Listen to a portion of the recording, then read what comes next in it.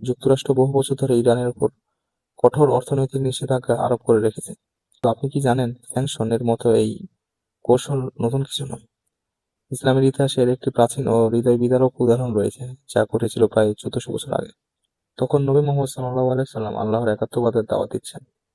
তার এই আহ্বান কুরাইশদের ক্ষমতা, সামাজিক কাঠামো এবং অর্থনৈতিক স্বার্থের জন্য বড় হুমকি হয়ে দাঁড়ায়। ফলে তারা নানা নির্যাতন শুরু করে মুসলমানদের উপর, সম্পূর্ণ সামাজিক ও অর্থনৈতিক বয়কট। এই বয়কটের লক্ষ্য ছিল নবী সাল্লাল্লাহু আলাইহি সাল্লাম, তার পরিবার এবং তার গোত্র বনু হাশিম।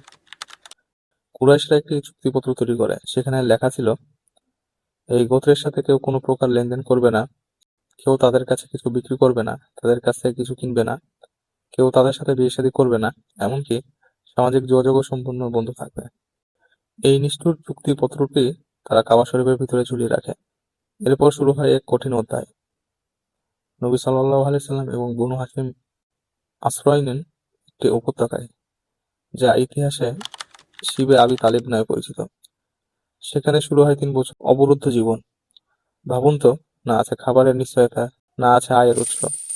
খাবারের এতটাই সংকট ছিল যে অনেক সময় গাছের পাতা খেয়ে বেঁচে থাকতে হয়েছে, এমন বর্ণনাও ইতিহাসে রয়েছে। শিশুদের কান্নার শব্দ দূর থেকে শোনা যেত। ক্ষুধা, কষ্ট আর অনিশ্চয়তার মধ্যে দিন কাটছিল তাদের। ধীরে ধীরে কুরাইশদের মধ্যে কিছু ন্যায়পরায়ণ ব্যক্তি এই বয়কটের বিরুদ্ধে কথা বলতে শুরু করে। অবশেষে তারা সিদ্ধান্ত নেয় এই চুক্তিপত্রটি বাতিল করার। তখনই ঘটে একটি আশ্চর্য ঘটনা।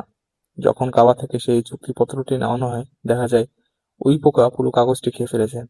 শুধুমাত্র আল্লাহ ও তার রাসূলের নামটি অক্ষত রয়েছে।